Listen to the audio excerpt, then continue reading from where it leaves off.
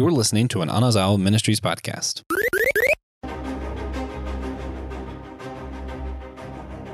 What do Michael Jordan, Tom Brady, and Sonic the Hedgehog all have in common?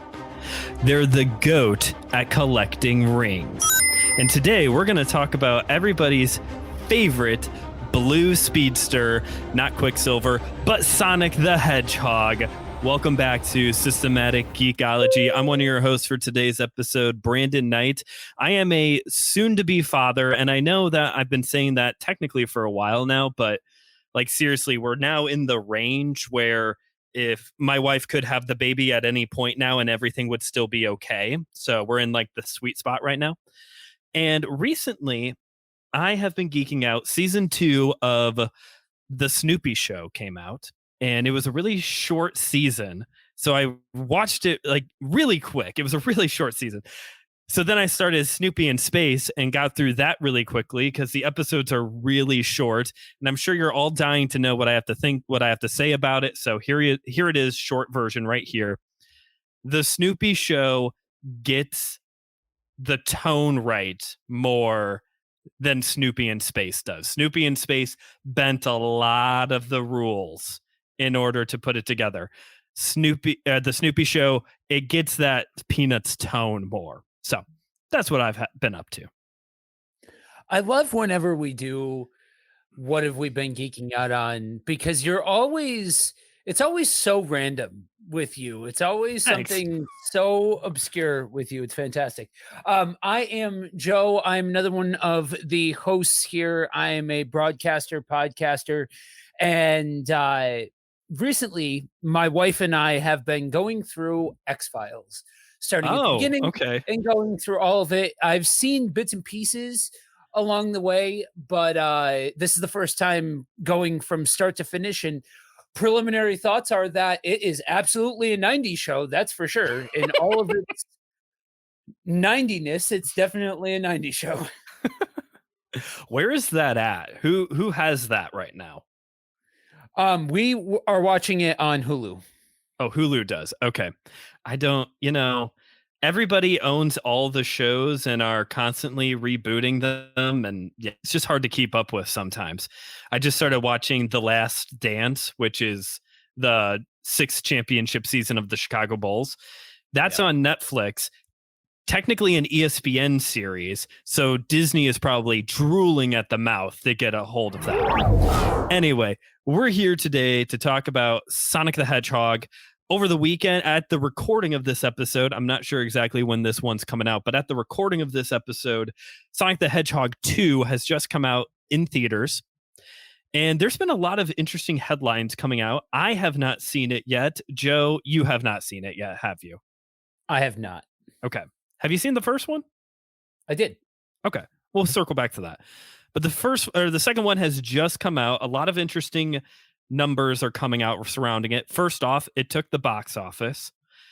I don't know if there's really much else out there right now, but it did take the box office. Second, it broke its previous box office record. Third, it's the highest grossing video game movie opening weekend to date. And some are even calling this film one of the greatest sequels of all time. So let's just park on some of this for a second, Joe, before we get into the character himself. Greatest video game movie of all time. Correct me if I'm wrong, but that's actually not that hard of a feat to accomplish, right? I mean, they definitely misspelled Mortal Kombat when talking about the greatest video game movie of all time. Yep. So, and you said that sounds more like a headline than it does an actual like substantial news story. I agree with that, especially also with this second claim that it's one of the greatest sequels of all time. Again, the race for the greatest sequel isn't too great. That's basically the entire premise of Scream 2, is that sequels don't usually go as great. But at the same time, you have films like The Empire Strikes Back and Dark Knight in this conversation of great sequels. And without seeing the film, I have a hard time believing that Sonic the Hedgehog 2 would be on the same level as Empire Strikes Back. So if you're talking about sequels to video game movies, okay, that becomes a much different conversation. Then you're talking about movies like Mortal Kombat Annihilation. You're talking about movies like the second Street Fighter movie. Oof. I struggle to find a third video game movie sequel. Most of them don't get a sequel. No. Um, as far as sequels in general, I have to vibe with to go back to Scream 2. I have to vibe on when they bring up Godfather Part 2. I'm one of those Okay. people that thinks the sequel is better than the original. I just upset somebody. Um, but yeah, I without seeing it, you're talking about a whole lot of movie history. And again, when you add so much into the sequel that that complements the video game story points, you're bound to increase fanfare for the overall product. By that I mean giving Eggman the mustache, Sure. bringing in Knuckles, Hmm. these different beats that were missing from the original that a lot of fans complained about as far as them missing from the original. Hmm. Uh, as far as that being enough to propel it into greatest sequel, again, that's all hyperbole. Sure. That's all, that sounds good on a thumbnail preview to click on a link for somebody's movie review or something along those Hmm. lines. But But all right. Well, let's get back over to Sonic now. Joe, you're a 90s kid. What is your experience with Sonic the Hedgehog? Sonic, I am the prototypical 90s kid with what I'm about to say. Sonic was in fact the very first video game that I ever owned. Okay. We were a Sega household. A lot of the conversation had shifted away from Nintendo versus Sega to Super Nintendo versus Sega at that point, and like for me in my generation, it was Sega very much hit a tone with the 90s kids because of the flashy and almost bombastic sort of marketing and things like that that Mm. was designed to catch kids' eyes at that point in time. And so yeah, I Sonic was the first one, and I that bore a love of the IP, the original IP for me. And I say original because there was a point where it shifted away from they were no longer made for my generation. They were made for the next generation and then eventually made for younger kids with parents that grew up with the originals and all of Mhm. those kinds of things. And so I have very distinct memories of my sister and I trying to beat the first one, and then playing through the second and third. That's why Knuckles is one of my favorite video game characters of all time. Nice. On that note, have you come across these people who are like just downright against Sonic the Hedgehog as a character? I've met people who are just anti Sonic the Hedgehog completely.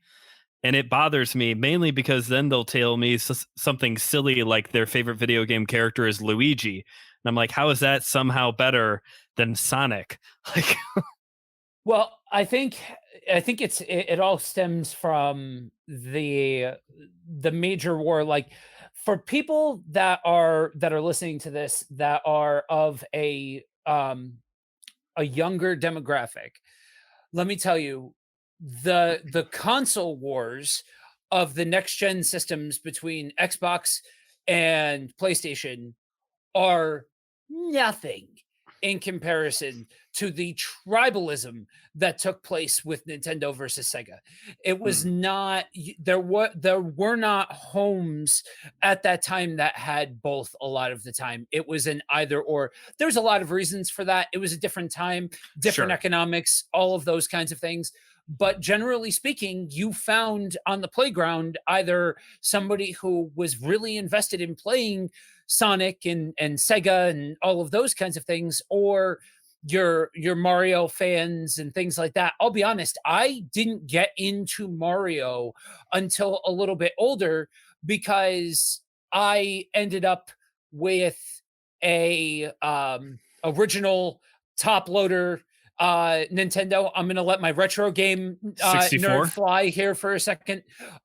No, the so Nintendo made a limited run of top loading cartridge holders Mhm. for the original Nintendo Entertainment System. Okay. Yeah, And so I ended up with an original Nintendo, and that introduced me to I get you. Mario and so on and so forth.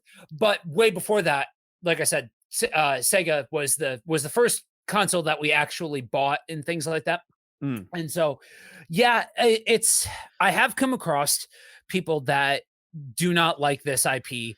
Generally, if I hear that, I'm also hearing something like their favorite, like you said, is some kind of Nintendo related IP. I think when you get into the overall storyline of Sonic, it's my opinion that the overall storyline for Sonic is way richer than the overall storyline for Mario. hmm, I okay. think the games, by and large, for the original run of Mario, I think they had more consistency with their quality Okay. than Sonic did. But overall, the storyline is way better for Sonic, in my opinion. Okay. I Again, I just upset somebody. Oh, sure. Yeah. I mean, it's Mario we're talking about. Well, here, I'll make you feel better. Actually, my favorite video game character of all time is Crash Bandicoot because my grandpa had an original PlayStation and we had Crash Bandicoot and Gex. And so I would play that when I would go over to their house. So I do love me some Crash Bandicoot. But as for me, when it comes to Sonic, I actually did not get into Sonic until probably I wasn't in middle school, but getting close to that like 10, 11-year-old range because Okay. we had a GameCube and the game Sonic Heroes had just come out. And that was one of our favorite games that we would play. Me and my brothers would play. We are the boys of a certain age that we really like Shadow the Hedgehog. And we're really hoping that sooner or later Shadow is going to show up in this new Sonic film universe. But we come into things during that era of Sonic the Hedgehog, Sonic Heroes, playing that game. Then when I was in high school, I still have it over here. It That's when they started releasing plug and plays of original game consoles that had like preloaded so many like 30 games or something, and I have a plug and play Sega Genesis over here that's got a whole pile of the original Sonic games, the first 3 Mortal Kombat games. So I've played my fair share of the originals since then. But there's something about Sonic that even though this character wasn't really a part of my childhood, there's something about him that it takes me back into a childlike environment.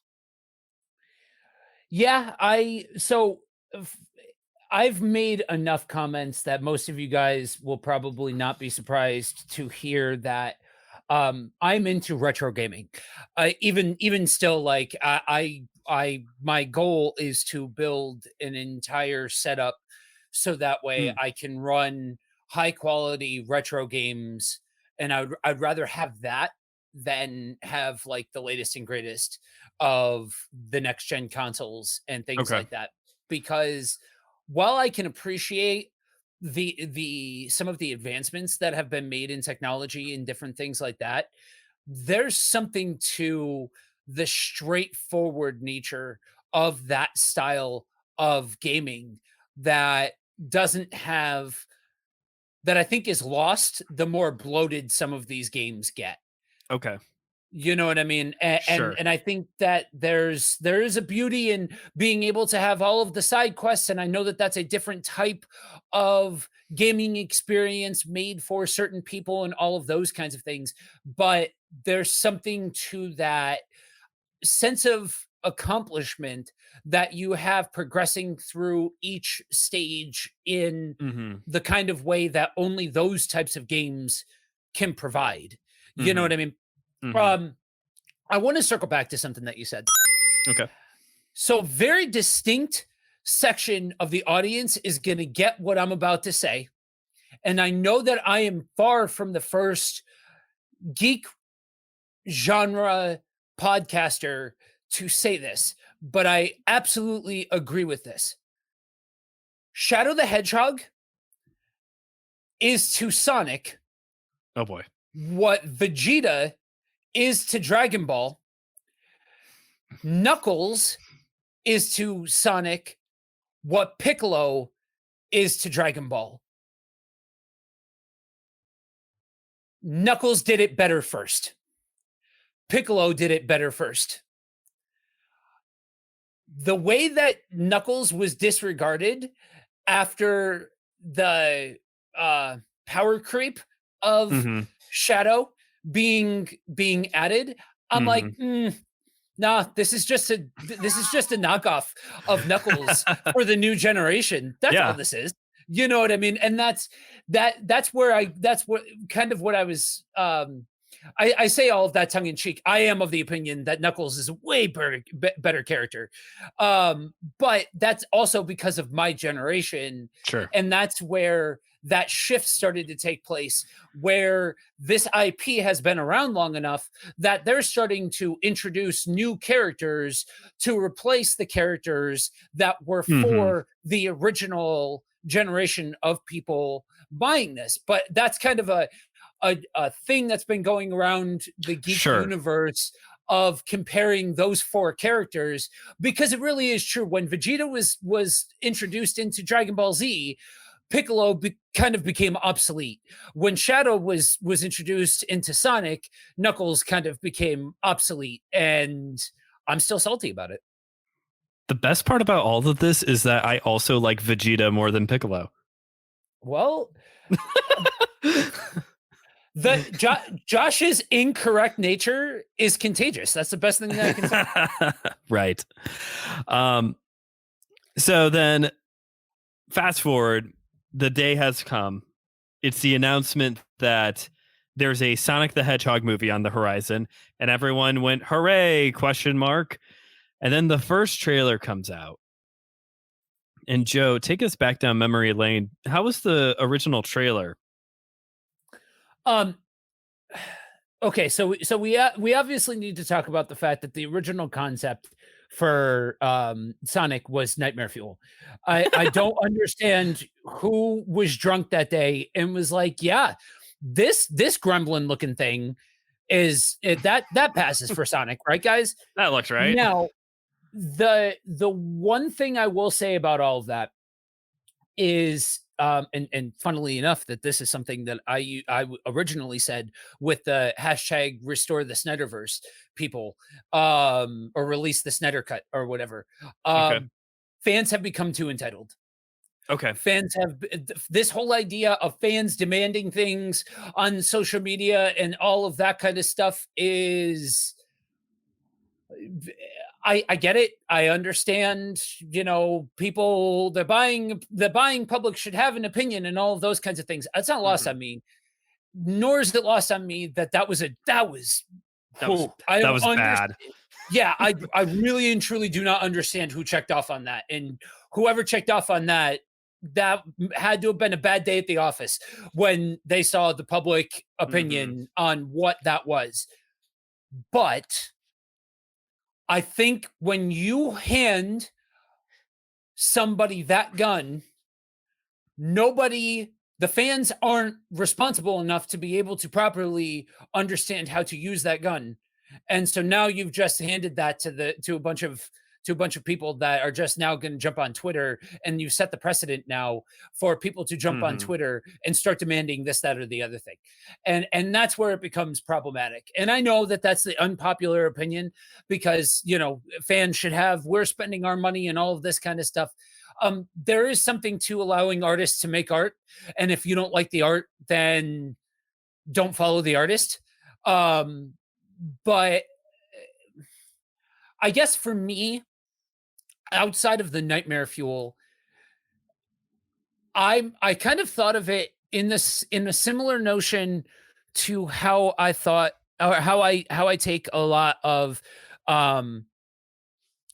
comic book movies nowadays, right? Everybody's like everybody's brain has been so fried by the MCU formula, and like everything has to look like MCU, and if it doesn't look like MCU, then it's garbage. Kind of like Morbius. Morbius was a thought-provoking indie film. If you shut off your brain and stop trying to make it into an MCU film and understand it's not an MCU film, it's basically an indie film with Jared Leto in it. There you go. Sure. Yeah. And it's that same kind of notion of like, at least we're getting comic book movies, guys. At least at least we live in an age where it's cool for all of these things to be a thing.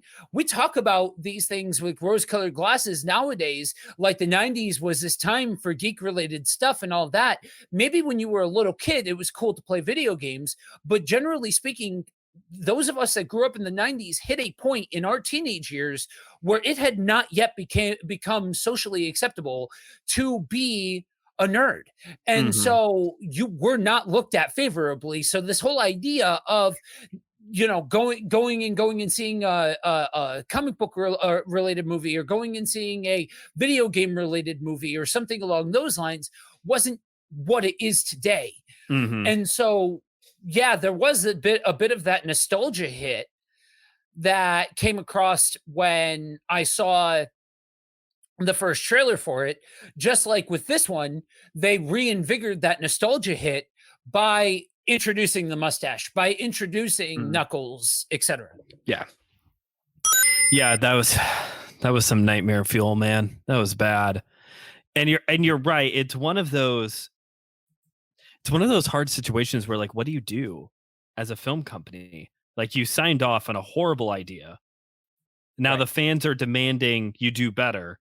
And sure enough, the final product was pretty good. What they have now for the design of Sonic is better, way better. But now you've given precedence to a whole Pandora's box that you should not have opened up. Exactly. And that's the same deal, right? Like with the Snyder Cut. I have to give it to Zack Snyder. He took that and turned it into a cause.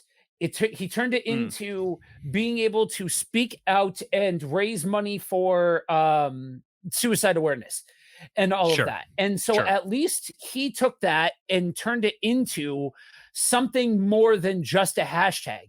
But the reality is, while that is a nice, we'll call it silver lining byproduct of all of that, take a look at some of the disgusting vitriol that took place at the hands of people that were like, this is the only thing that matters. This is the only good comic book stuff. All of you MCU fans are morons. And, all of this kind of stuff. And it got disgusting. Same deal with the whole Sonic thing. Like, yeah, okay, it was a garbage design. All right. But when you look at the actual application of what all of that opened up and all of that kind of stuff, it was disgusting. And that's the problem, like you said, with this Pandora's box. Who gets to hold that key? You know what I mean? We have proven time and again that as a collective, even us nerds who understand what it's like to not have our heyday, still cannot bear the burden of the responsibility of coming together and being able to conduct ourselves in an appropriate manner in public discourse. And then we had to put up or shut up, because they made the change. This is actually something a friend of mine pointed out, was now everybody and their brother had to go see this movie because everybody complained about it, you know? And the best part was that movie came out like 2 weeks before the national shutdown. It came out like mid-February or something. It ruled. That was a wacky time to be a movie fan, because it was like Sonic the Hedgehog, Bloodshot, that Vin Diesel movie that everybody forgot existed. And seriously, one of the highest grossing films there for a bit was a biopic about Jeremy Camp. It had like, that's how few people were going to the theater. So that limited run Christian film was like right near the top box office numbers wise. In the end, what did you think of the original Sonic film? I thought it was fine. I thought it was as these kinds of things go, I thought it was probably as good as you could probably get with something of that nature, and still make it not for 30 somethings. You know what I mean? Like, there is a whole generation of us that we are the same people that are outcrying for a serious take on Power Rangers, because we grew up with Power Rangers. And so we want to see one that's like more grounded and not for kids and all of that, because we're 30 somethings.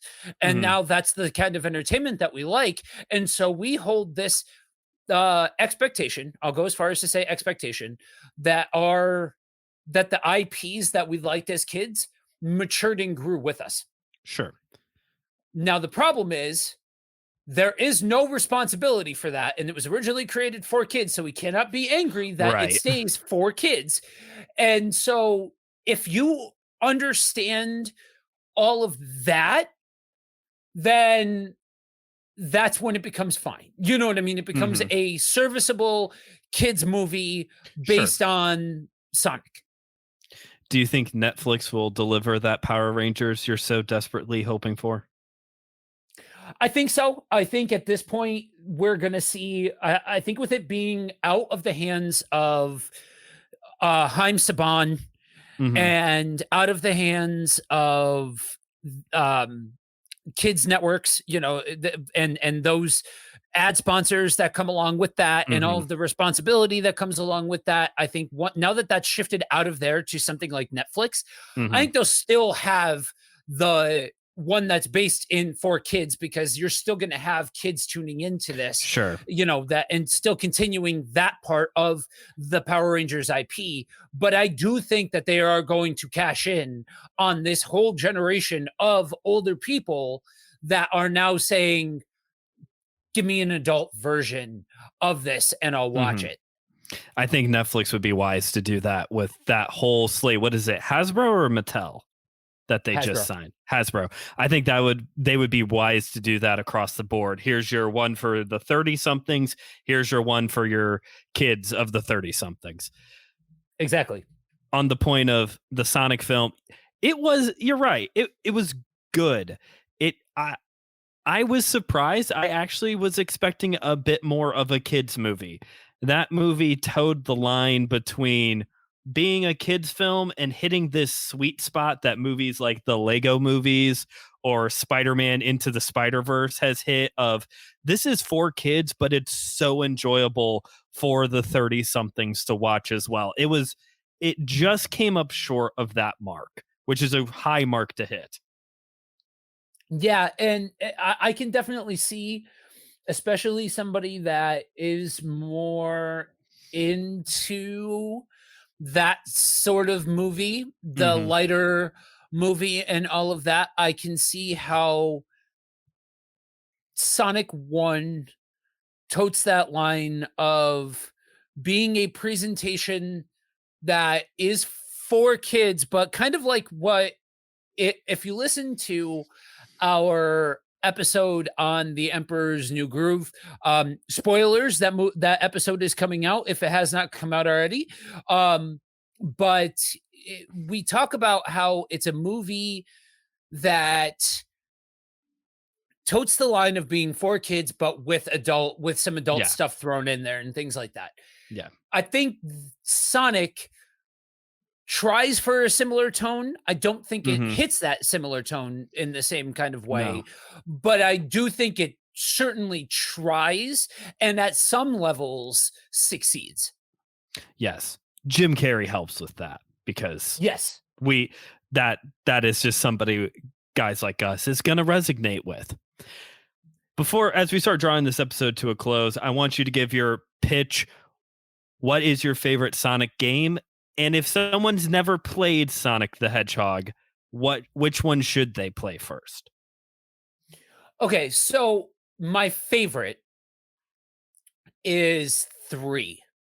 It would Okay. have been it was 2 for a long time. And then I went back and replayed 3, and the amount that is added, it's almost like 3 is the best parts of 1 and 2 put together.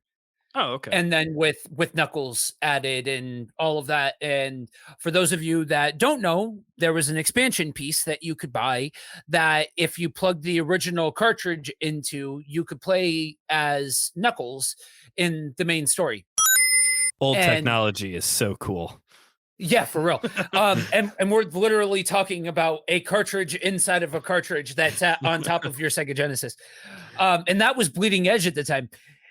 So something like that game to me, I thought was great. And I was a little bit older when that one came out.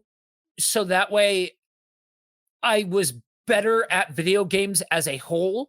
I had Okay. more of an idea of what a video game experience, what I enjoyed about a video game experience. And so to me, that all of the pieces, the game, the time period, what age I was, lightning in a bottle, that game to me Nice. is special.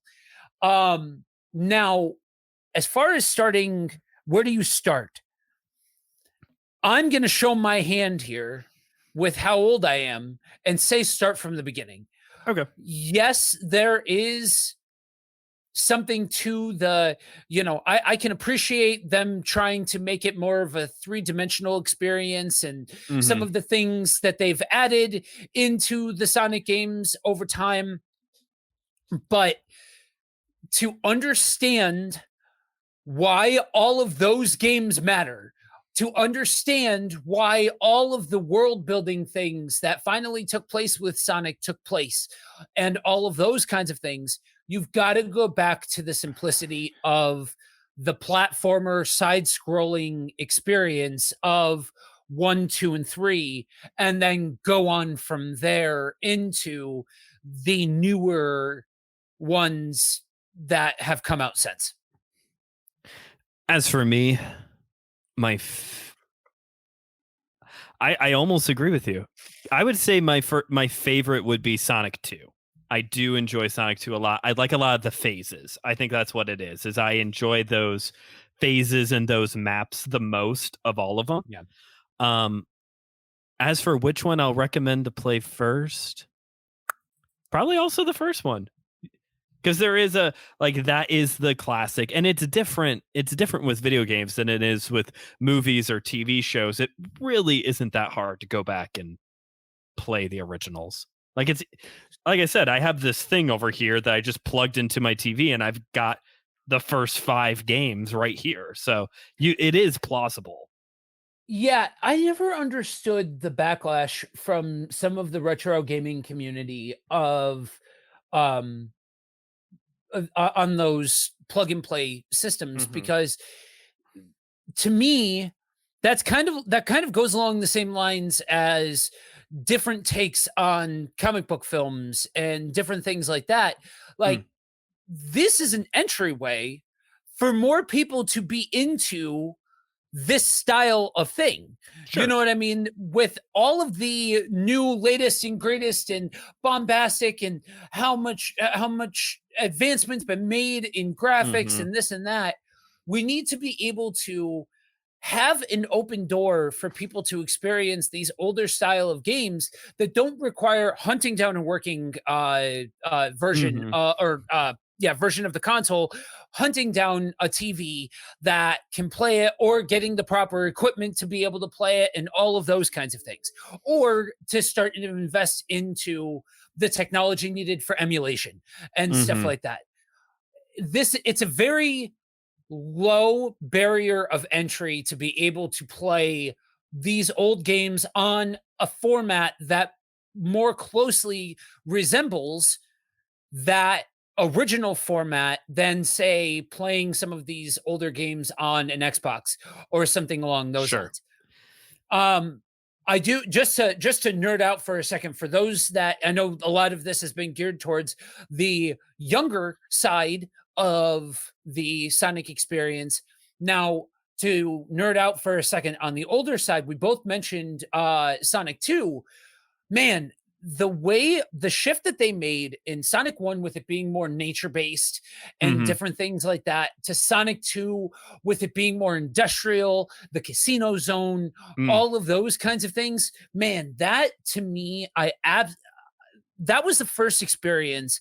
Sonic 2 really was the first major experience that I had, understanding how much I appreciated a world experience. Now, obviously, at that age, I didn't have these kinds of fully formed thoughts about what I enjoyed so much about it. But It's just it's bright colors at that point. right, exactly. And he's But fast. exactly. But at that, I can say now that I can appreciate how it really felt like you were playing a character that was in a world, and Okay. that world was immersive. One of my other favorites Mhm. are those Mario and Sonic Olympic games. I love those. Those are so fun. Have you ever Guilty played any of pleasure, those? absolutely, yes, definitely. Yeah.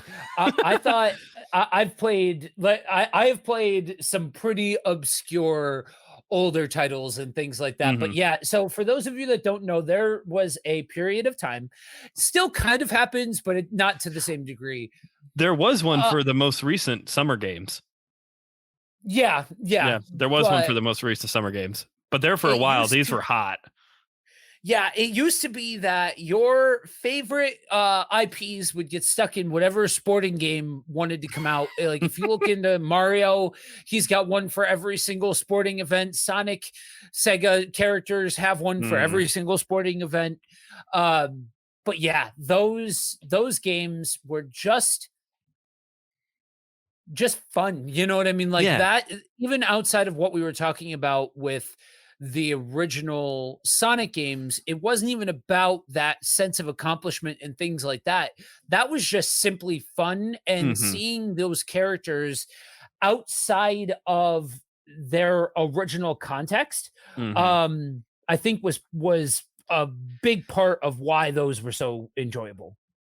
I have Sonic Spinball on my plug and play as well, which now Yeah. that on my laptop or on a desktop, I can't play that pinball machine game that used to be on every computer. Now that that's gone, that's where I get my pinball fix, is playing that game and bopping Sonic around. Yeah, the fact that there is absolutely going to be a contingent of people that are young enough to have no idea what it is that you're talking about fundamentally makes me True. sad. But honestly, yeah, no, that's another one of those. You kind of took the words right out of my mouth as far as when we get to recommendations. But yes, Sonic Spinball is a product of its time. The first major attempt to make Sonic 3D. Yeah. And boy, does it show.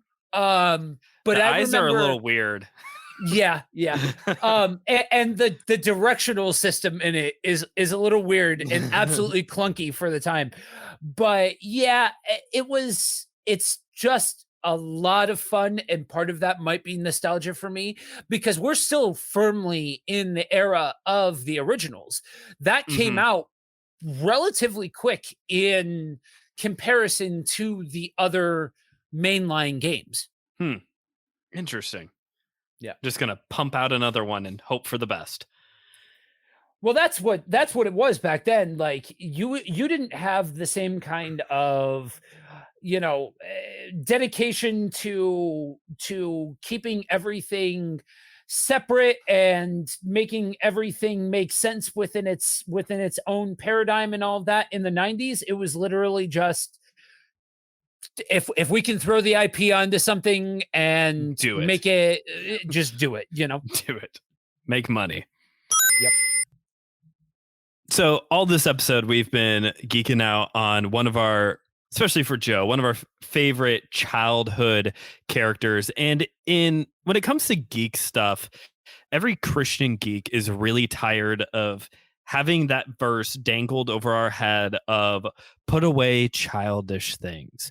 What's really interesting to me, though, Joe, is that when you actually look at scripture, yes, that verse exists and we talk about that verse. Actually, you can hear about it in the interview we did with Simon not too long ago. But what's interesting to me is that when you actually really get into scripture, children are actually highlighted as a good thing.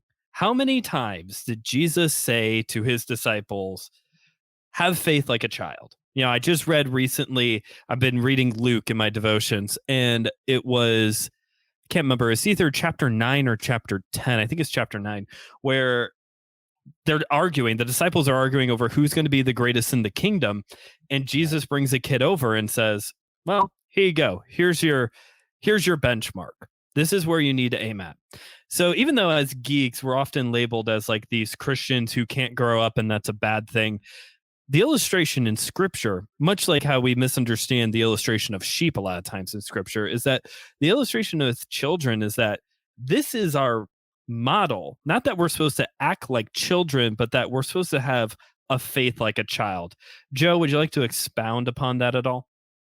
Yeah, there's a handful of verses that exist out in the wild that are um mistreated, I think is probably the nicest word that I could think of when it comes to this kind of thing. And I equate the put away childish things with the way that your body is a temple is commonly used. I just recently Oh. had a conversation with somebody trying to unpack some of the bad thoughts that have permeated them on their experience trying to get healthy, that getting railed at by Christians about your body is a temple. And I'm like, and I told them straight up, like, Oh, okay. when people approach me with that, they're like, your body is a temple. And I'm like, that's not what that verse is saying. That's not what that verse is saying. That verse is not saying to lose weight, but it's not. Hmm.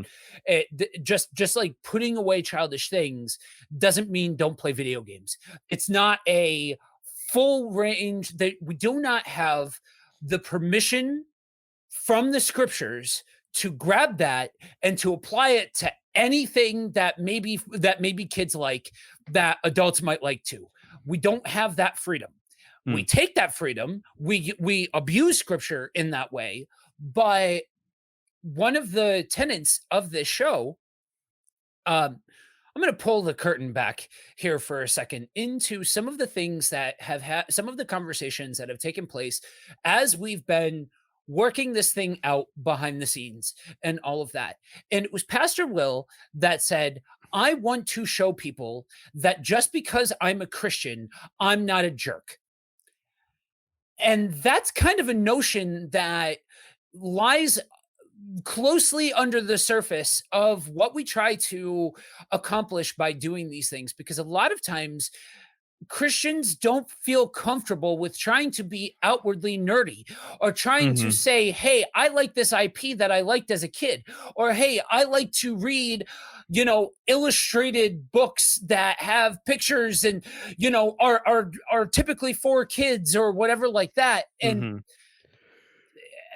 and I think that when it comes to these types of um I think when it comes to these types of subjects, anytime that these things come up, anytime that we have an environment where there's a late 20 something and an early 30 something nerding out over something that they liked as a kid, that we need to check ourselves But what are we speaking into the other person? If your instinct is to freak out, what are you speaking into that person? And if you are the person who's gotten freaked out on, because that's probably a much larger part of who's listening to my sultry tones right now. um just reconcile with what scripture actually says, because while we put the emphasis so much on the person verbalizing this, understand what you're saying, understand what scripture actually says, understand that you're misquoting scripture and that you are putting baggage on somebody else because of your own hangups.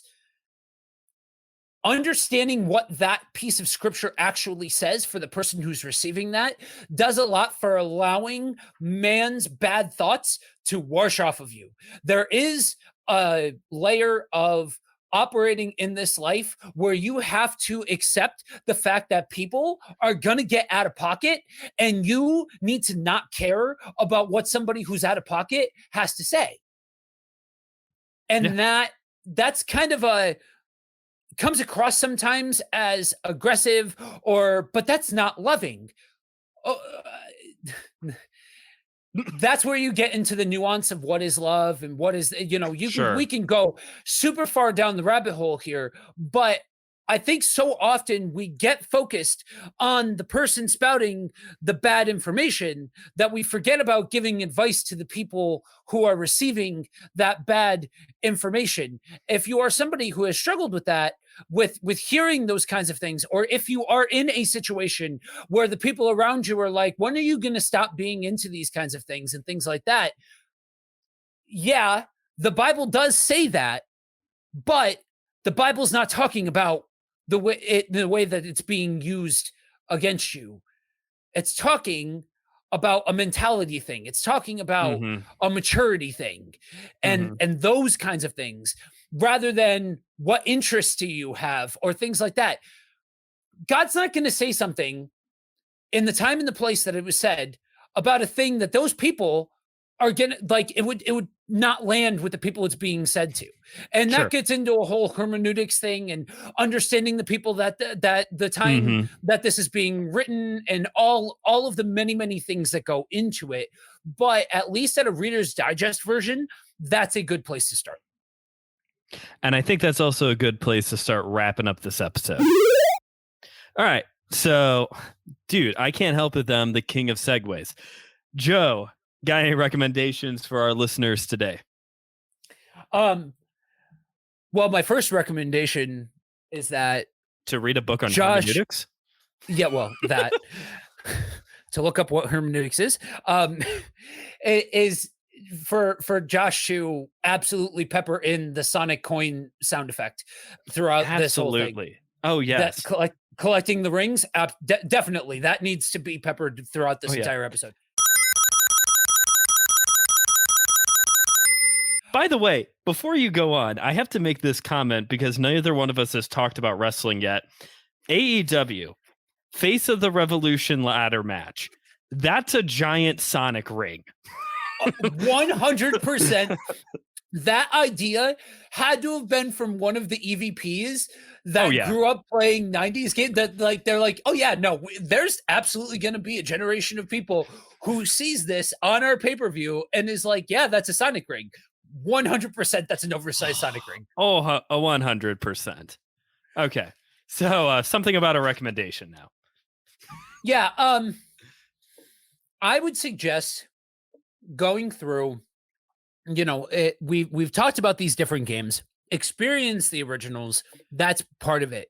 If you have experienced the originals and you are well-versed in the games, might I suggest some of the ancillary media that exists. There are some really cool graphic novels and comics that exist out there. There is a cartoon that existed for a while, Sonic X. I know a lot of people aren't the biggest fan of that. I know as far as the court of public opinion, it kind of gets lambasted sometimes, but I like it. I think it's I think it's just a fun kid show about Sonic. You know what I mean? It doesn't need to be anything or try to be anything more or anything less. So those would be my top two.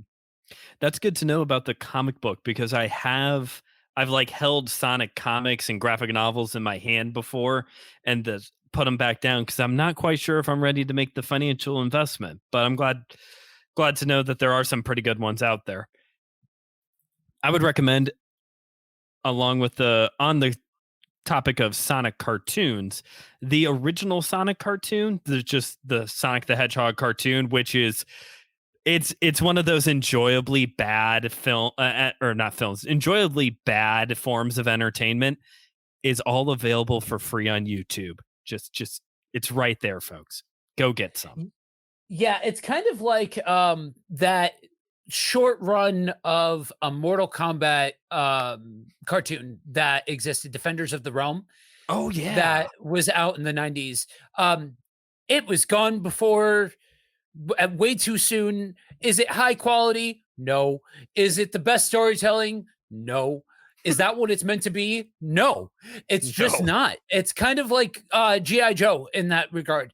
Go back and watch G.I. Joe. There's not a whole lot of depth of storytelling. And I know I just upset some 80s kid, but I think true 80s people know that G.I. Joe's not serious. iFanboy is a big fan. The host of that is a big fan of G.I. Joe, and they know what G.I. Joe is supposed to be. Right. And it's not whatever those movies are. Yeah. You, me, and TJ need to get together to do Mortal Kombat. That's what I'm taking away from this episode. Absolutely. Joe, where can people find you if they want to listen to you some more? So I am live on the air 6 out of the 7 days a week, and facebook.com/buddywalkwithjesus. You can also find me Saturday nights on Kingdom on the Road, and you can find links for all the things, the podcasts, the links for the shows and everything at buddywalkwithjesus.com. And you can find me, Brandon Knight, on my own podcast, My Seminary Life, where I talk about the stuff I'm studying in grad school right now, and boy, is it interesting. It's been interesting. But you can find it wherever you get your podcasts, also on Facebook and Instagram at My Seminary Life Pod. Thank you, everybody, for listening to today's episode. I had a good time. Joe, did you have a good time? Man, these kinds of episodes, being able to truly nerd out about the things that you love, it's episodes like this as to why I'm a part of this. It's why he wakes up in the morning. Absolutely. Thanks for listening. And hey, if you want some more 90s or video games material, make sure you're heading on over to systematicgeekology.org and let us know on there. Also, we have a Patreon. Hopefully you know about this. Patreon.com/systematicgeekology, where you could help us out financially and you get bonus episodes in return. Thanks again for listening. And remember, we are all a chosen people, a geekdom of priests.